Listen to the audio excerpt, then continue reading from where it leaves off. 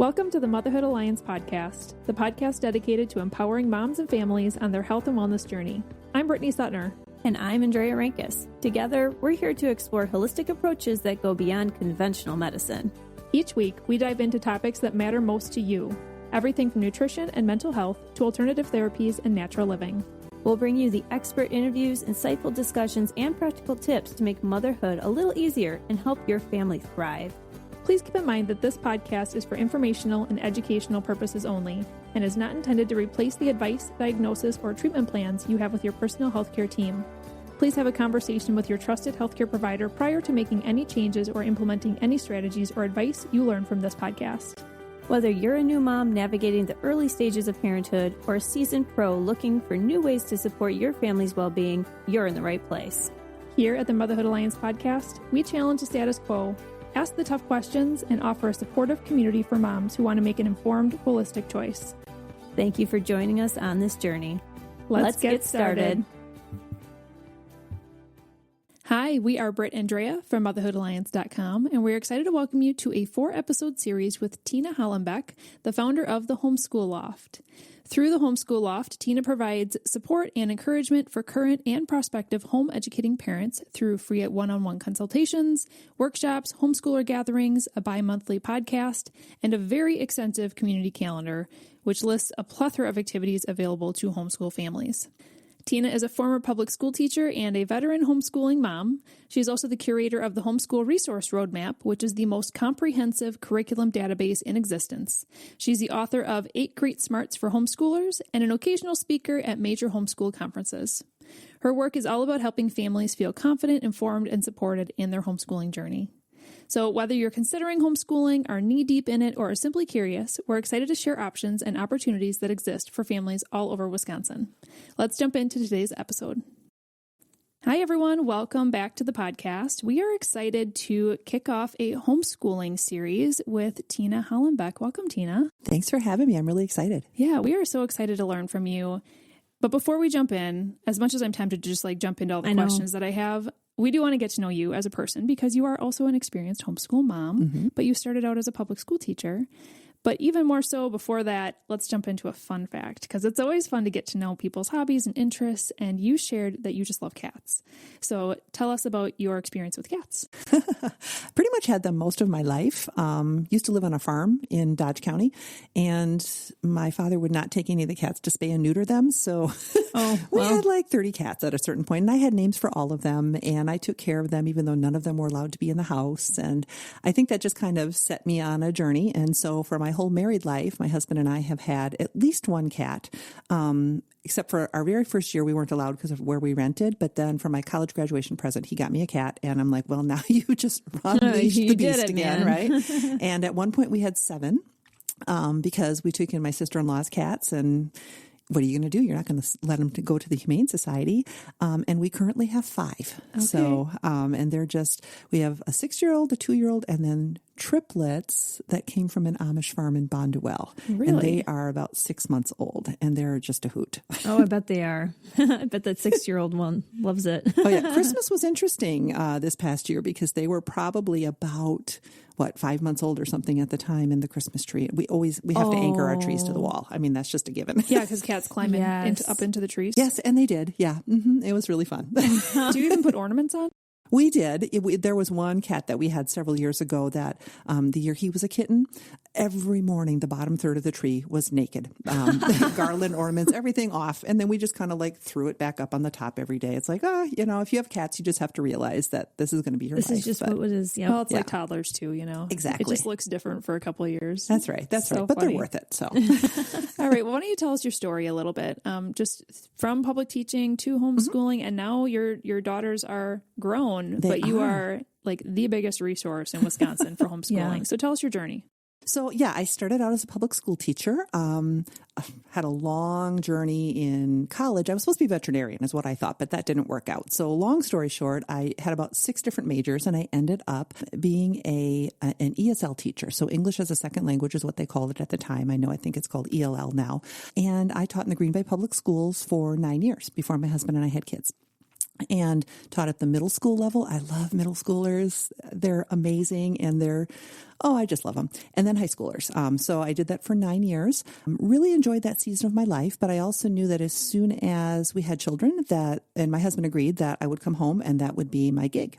I had met some of the pioneer homeschoolers in Wisconsin way when we were first newlyweds before we ever had children. And I was really intrigued. Homeschooling in Wisconsin became legal in 1984. So that was not something that I could have been homeschooled, but I met this one family and their kids were really impressive. And I thought, So I tucked that back in my mind. And then my public school teaching experience, it wasn't horrible, but I also got the sense that I didn't really want my children to be in the system. And I wanted to be the one to see the light bulb go on. That's kind of how it started for me. It's like, so I had my children, my daughter Rachel in 2001, and then 11 and a half months later, my daughter Abby came along. Irish twins. I know. I always wanted Just twins. barely. Yeah. And I'm sure God was like, you can't do twins, but maybe you can handle this. So, which was very cool because I was a little bit older when I had them. And so it was really nice to have them close together. Worked out super well for homeschooling. They were and are each other's best friends. So, I mean, they fight like cats and dogs sometimes too, but I was talking homeschooling right away from the beginning, and my husband was a little bit freaked out. Not because he thought it was bad. He didn't know anything about it. But his parents are public school teachers, and he is the firstborn. He's very much a Boy Scout. I want to please my parents kind of thing. And he said, well, what if they feel bad? In my mind, and I love my in-laws. They're amazing. I knew they'd be fine. But in my mind, I was like, well, these are our children, not their children. And so he wasn't sure. And I was just like, okay, praying about it. And then he was an interim youth pastor when my girls were toddlers. And he got to know all the kids in the church. And he came back one day after about 6 months of getting to know everybody. And he said, okay, now I know all the kids and I like most of them. But those homeschoolers, there's something really interesting about them. They're engaged in not only what I'm teaching, but just kind of learning in general. They're contrary to the stereotype, they were very interested in socializing with everybody and didn't have the cliques that some of the other kids dealt with. They could just converse with anybody, anytime. And he was really impressed. And he said, so if that's what homeschooling does, then I'm in. And I said, can I get that in writing? Yeah, no kidding. And then he said, I'll talk to my parents. And of course we did, and they were fine. They didn't know anything about it, but my in-laws are amazing people. They're actually inspiration for me because now that I have adult kids, to know how to let your adult kids make their own choices is a big one for me. And they have modeled that really, really well with all of their kids and grandkids. So they were great. And they learned along with us. And they lived in New Holstein. We lived in Green Bay. So we got to go down there and spend a lot of time with them. And we got that grandparent benefit, which was so cool. So, and then I just went on with homeschooling, and it became some people do year to year. I'm going to decide year to year if we do this. For us, it was like, we're just in, and this is our life. And I suppose if there'd ever been a curveball, we could have reevaluated, but that never really happened. And I moved from being, I just want to be the person to see the light bulb go on, and I love being with my kids. And that always remained, but I became a real strong homeschool advocate after a while too. Like, I'm a firm believer in parental rights. Whatever you decide for your kids is what you should do. But if anybody asks me, should you homeschool? I'm like, okay, well, now you've opened the floodgates, like with my cats. I'm going to tell you all the reasons you want to know. You can homeschool, right? Yes. And I always leave it to the parents. I never try to strong arm them, but I'm hoping that if somebody has an interest, I can kind of convince them that it would be something good to pursue. Sure. Okay, so I do want to circle back to a couple things that you talked about. Yeah. You said homeschooling became legal in the 80s. Was it illegal before that? No, it was always there. Some states it actually, like, from colonial times until about the early 20th century, most everybody was homeschooled in the entire country, right? Right. Or yes. they had a private tutor, something like that, or a little, Laura Ingalls schoolhouses type thing. Beginning of the 20th century is when we started getting the big public schools that we know of today. And around that time, some states actually did criminalize homeschooling and said, you're going to be truant if you keep your kids home. Wisconsin never did that, but it kind of went out of vogue. As everybody was trying this new thing called, big public school, more and more people were doing that, and fewer were homeschooling. So people thought it was illegal, but it still happened. And the people who actually worked to get the law that we actually have to codify it now in Wisconsin, they were homeschooling the whole entire time. And part of the reason that they worked with the legislature was to make sure that people were not discriminated against, and that there actually is a law, and no one can say you can't do this. But they were already off grid, and then they came and talked to some legislatures, and they had to work hard to get that law passed. So Okay, well, let's talk about all the options for schooling. So, I mean, I think a lot of people are going to be tuning into this. Maybe they already homeschool and they want to hear from you on maybe some extra tips and tricks. But there's going to be a lot of people that are just like, this has crossed my mind. I've heard of it. I don't really know about it. I've heard of stereotypes. What are the options, especially for those who have little kids and are just coming up to making decisions? So can you kind of walk through the different options for schooling and then maybe some pros and cons, high level of each? Sure. Well, the main one obviously would be conventional public school. That's the one that we're most familiar with. It's, your children go to a brick and mortar building for a public/government school. There are brick and mortar private schools. And so that's another option that people are really, really familiar with.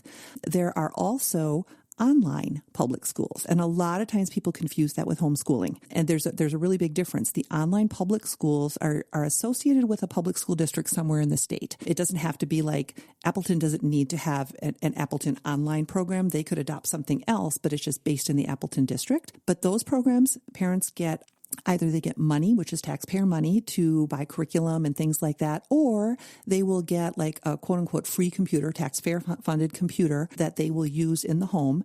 And so the kids are home if you're using a virtual public school and it is taxpayer funded. However, there's less freedom than with homeschooling because it's using other people's money. And so there needs to be accountability for how that money is used. And so a lot of times people think, they say they're homeschooling if they're using one of those virtual online charters. They're not. There's a certain form that people fill out when they're homeschooling, and that does not happen when you're using a public online charter. Again, not a judgment call in that regard, but it's important to know the semantics and know what you're doing, depending on what you're choosing.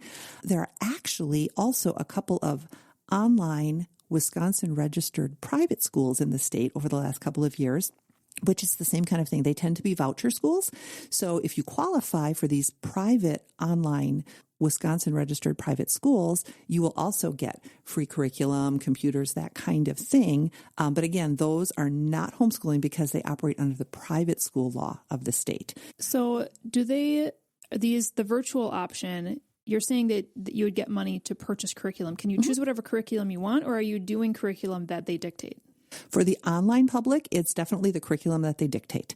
For the online private, there is some choice. What I have seen, though, I've seen a couple of these options through the years since this way of doing things kind of became a thing. Usually the programs start out with a very broad range of options, including Christian options, because they are private Christian schools. What has happened with every single one of them, though, is after a couple of years, the school, I think because DPI gets on their case and says you can't have such a broad option, they narrow the options and they make the rules and the regulations stricter. That literally just happened in January of this year with one of the main online private options. They kind of got the rug pulled out from under them and said, you've had all this freedom, but now we're reining it in. And so that is a disadvantage to that. You might get used to having the money and the stipends and everything. And if they tighten the regulations, you have to decide, am I willing to do that, or is it time to move on to something else? So, does virtual schooling mean that the kiddo is sitting on a computer and doing most of their work, or is it more like you're schooling at home, not homeschooling, but schooling at home with the curriculum that we've dictated, and we're just calling it virtual to give it kind of a header name? Both. The online public options tend to be online all day long. And because there is a supervising teacher that is assigned to each family, and there are rules of you must be logging in at X, Y, and Z time, just the same as if you went to a brick and mortar school, you have to be there at a certain time. And that supervising teacher is really the boss. And so if he or she says, this is what you have to do this day, this week, you have to, because the parent pretty much functions as a paraprofessional in that situation.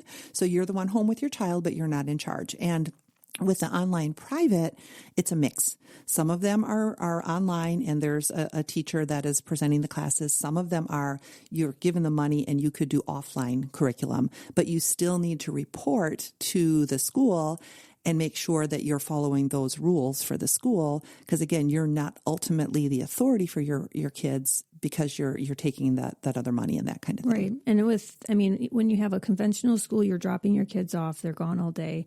When you have a more virtual school, yes, they're home, but they still have to be in front of the computer in a live class, usually, because I've looked into this too, in a live class throughout the day. So it's not like with homeschooling, you could be like, okay, we're going to, do our work in the morning and then we have the rest of the day to go and do an adventure, Exactly. or whatever, right? Right. But with this, it's like, oh, you have a class at 9 a.m., 11 a.m., you take a break, and now it's at 2 and 3. And it's like, well, there goes your day, right? Yeah. I mean, no judgment. It's just that's what it is. Right. So, well, and so, the pro in that regard would be for either of those online options is you get money, right? And so yes. it's free in a sense to you as a parent, but the downside is you lose some freedom.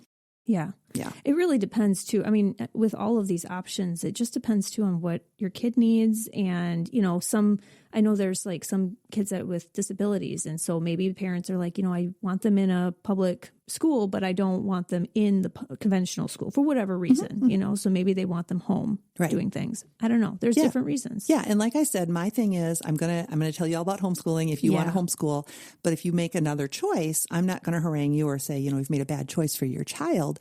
My only thing that I really try to get onto people is please use the terminology properly. Yes. And it's not, people get offended by that. They're like, you're judging and you're saying, school at home, public school at home is not as good as homeschooling. I said, that's not it. But there are state rules and regulations. And if we as homeschoolers say that, a public school at home program, they're homeschooling, that could actually come back to hurt homeschool freedom by blurring those lines. And it has nothing to do with a family that chooses another option.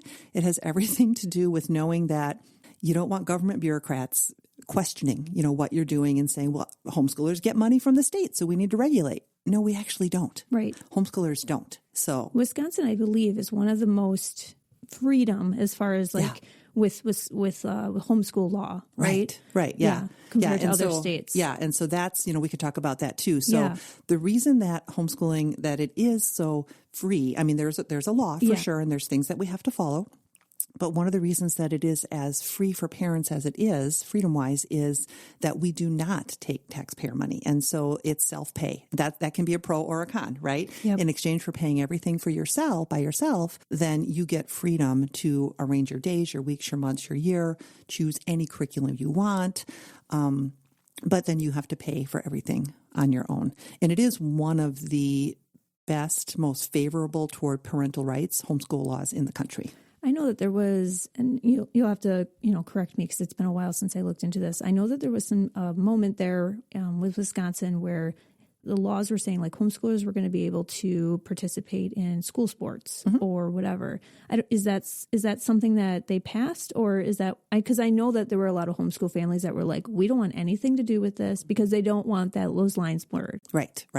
That happened in 2015. And yes, so the law was passed in 1984. The only significant change to the law happened in 2015 where they added that sports provision where homeschoolers can play for the public school district in which they live. You can't play for anybody else, but that was a very contentious issue back in the day, exactly for what you said.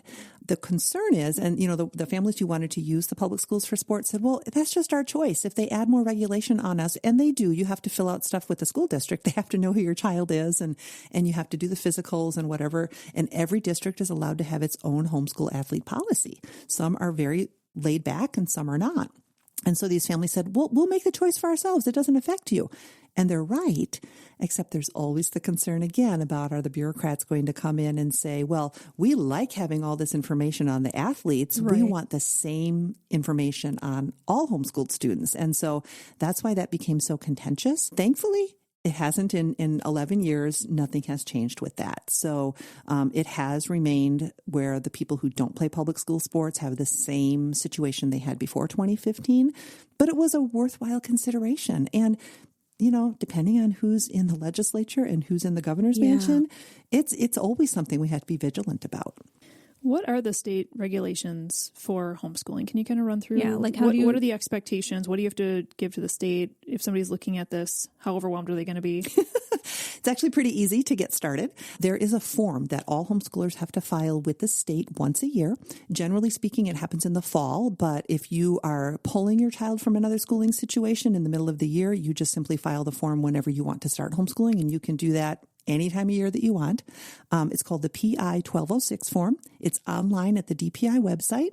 Takes about 10 minutes your first year and about 3 minutes thereafter because you keep the same password and username and just re-log in and change the information. What you provide there is parent name and address and then a tally of how many boys and girls you have in different ages or age ranges. You do not provide your children's names. You don't provide their birth dates, really no identifying information about your children other than that.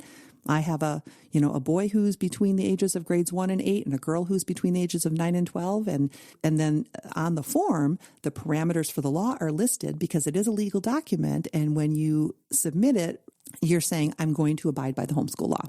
So it is a legal document, but that's the only thing. And you file it with the DPI. DPI will send a notification to the school district in which you live. You are not under the authority of that school district. The form basically tells the school district that child's homeschooled. You need to leave them alone. They're not truant. Right. So it's basically for that, not because the school can come and say, what are you using for curriculum or anything? They can't. The homeschool law actually prevents by law anybody asking you anything about what you do. It very much trusts the parent to say, if I'm going to do this and I sign the form, then we are left alone to presume that we're doing it. Yeah. So what you agree to, there's 3 parameters. One is there are certain subjects that we have to teach every year. Now, the way the law is written, we can use any resources and materials that we want to. We can use various experiences. It doesn't have to be sit down with textbooks at the kitchen table all day long. It could be, outings and whatever we decide. But some way, somehow, every year you have to address reading, language arts, which would be spelling, penmanship, those kinds of things, math, science, social studies, and health. And so that's one parameter. The other parameter is we have to provide instruction, however we define it, for at least 875 hours a year. The law does not say track. That is something that I need to emphasize because there's misinformation out there in the homeschool world thinking that we have to keep a tally. The law never says that. It simply says provide. And when you look at how they wrote the law and what it means by parent defining instruction, it kind of comes down to if your child's awake, the time can count. Because even if it's not those 6 subject areas, you're allowed to add other subject areas in as well and still within that framework. So I did the math, and the average child's awake for about 4,000 hours a year. So you get the 875 without a problem. Well, and you really think about it, I think especially for a homeschooling parent, they just have the mentality of schooling at home, right? And so it's like you're baking muffins and you're doing math. Yes. And even if you're not specifically saying fractions and this and that, because we all talk to our kids. I mean, everybody, every good parent does this, but homeschoolers get in this mindset of everything is an opportunity to learn. So they'll talk about the nutritional value of the muffins or whatever, in addition to the math. And again, that's not our only math curriculum or our only health curriculum, but it's part and parcel. So yeah, if your kids are awake, it's almost every moment is a learning opportunity. So when parents get nervous about that 875 and is somebody going to ask? I'm like, A, remember they can't ask. That you signed it, whatever. B, you're going to get 4,000 hours. So don't even worry. The 875 takes care of itself.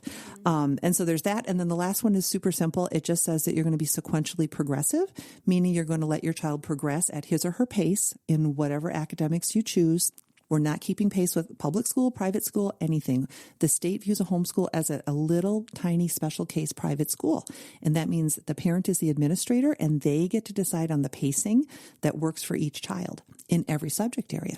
So if you have a child with, let's say, a special need like cognitive delay, you can go at whatever pace you want to, as long as you're seeing that your child's progressing for his or her long-term well-being. I have friends who homeschool kids with Down syndrome. For their abilities, that parent just moves forward so that by the time that child is 18, 19, 21 years old, they can meet the maximum of their potential. Yeah. So. Okay, here's a question, because I know that you get this question a lot too. And this kind of has to do with, those hours and everything else in the administrator part of it. So I know that some parents will be like, okay, so I work, and what if I bring my kid over to your house and you can homeschool them and we could have like a little group? Tell us about that. Yeah, that's not legal. Yes. Okay. Yep. It is fine if you want to exchange babysitting with other homeschool families. So if I'm working for part of the day and I ask my friend Sally, can Johnny come over to your house just to hang out? And if she thinks that's okay for her schedule, that's fine. But she cannot include Johnny in the homeschool academics. The one other provision, I guess, to know about in the homeschool law is that the education has to take place for the children of one family unit. That doesn't mean homeschoolers can't do co-ops and outings and activities. And again, all of that counts, even though we don't count. But with integrity, you have to know that the bulk of your child's education is simply your one family unit. That clause in the law was meant to distinguish homeschools from a conventional private school where there's groups of unrelated children all day long.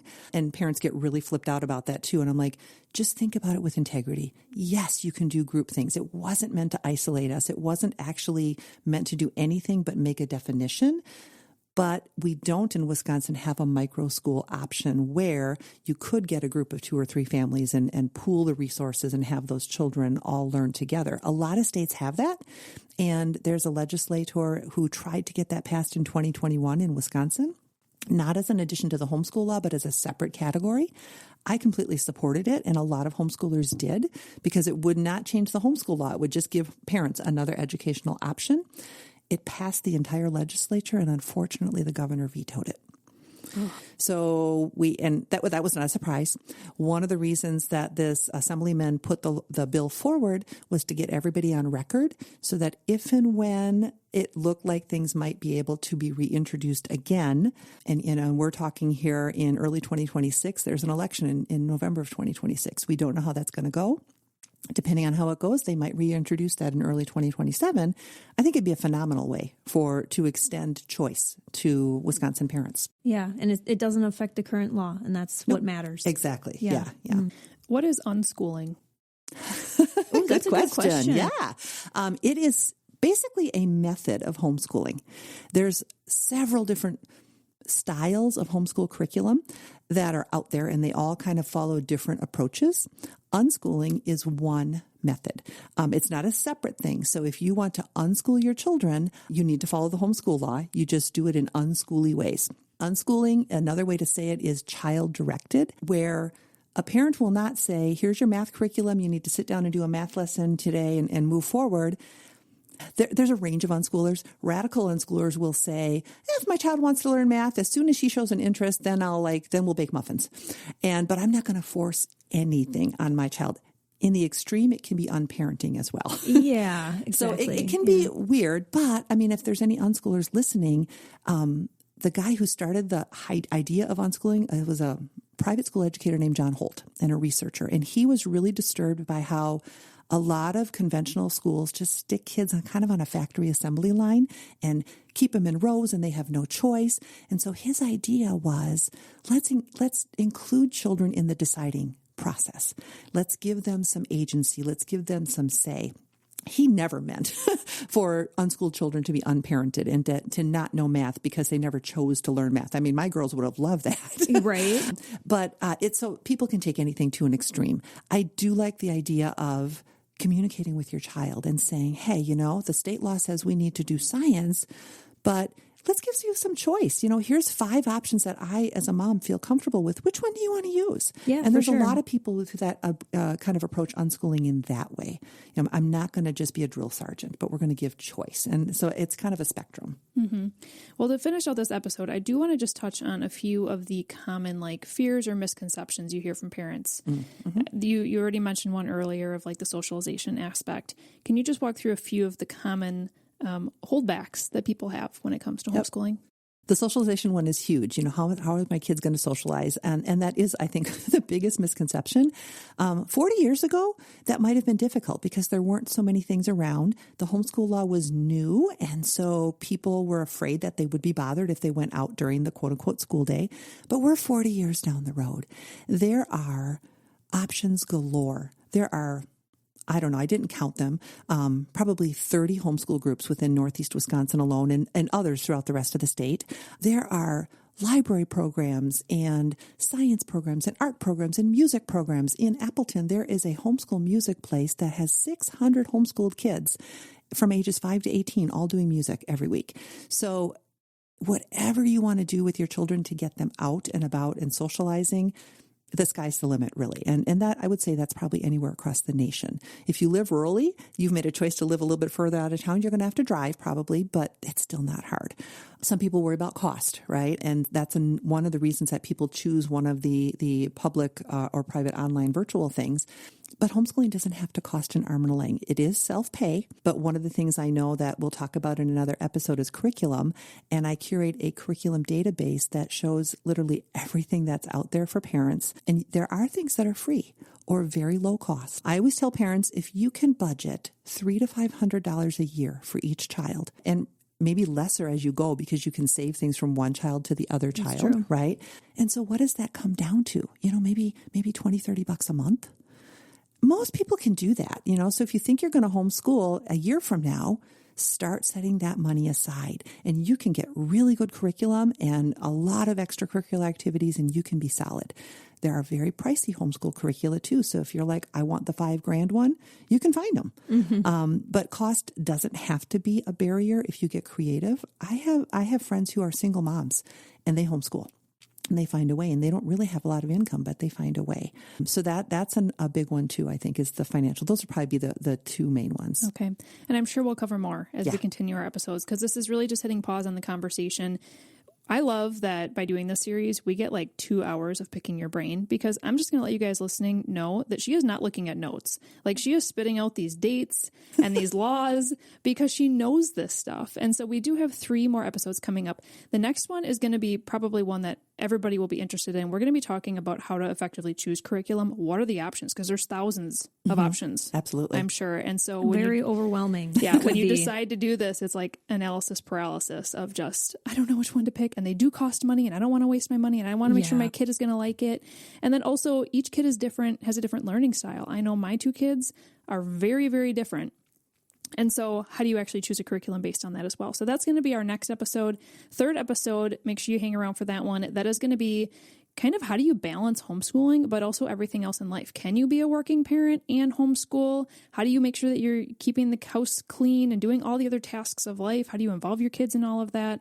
And then our 4th episode is going to be also really interesting, how to homeschool high school kids, which is pretty cool because I think a lot of people are like, well, I'll homeschool up until high school and then they'll go to a public or private school from there. But you're saying there's other choices. Oh, yeah. Yeah. So we're going to have some great episodes. We can't wait to continue the conversation. If you enjoyed this episode, would you consider leaving a rating or review or sharing it directly with a friend who could benefit from the information? We know that you're a busy mom or caregiver, and our goal is to make your life easier by bringing tips and tricks directly from experts into your earbuds. By sharing this episode with someone you love, you can play a critical role in helping to make their life easier as well. We appreciate your time and thank you for being a part of the Motherhood Alliance family.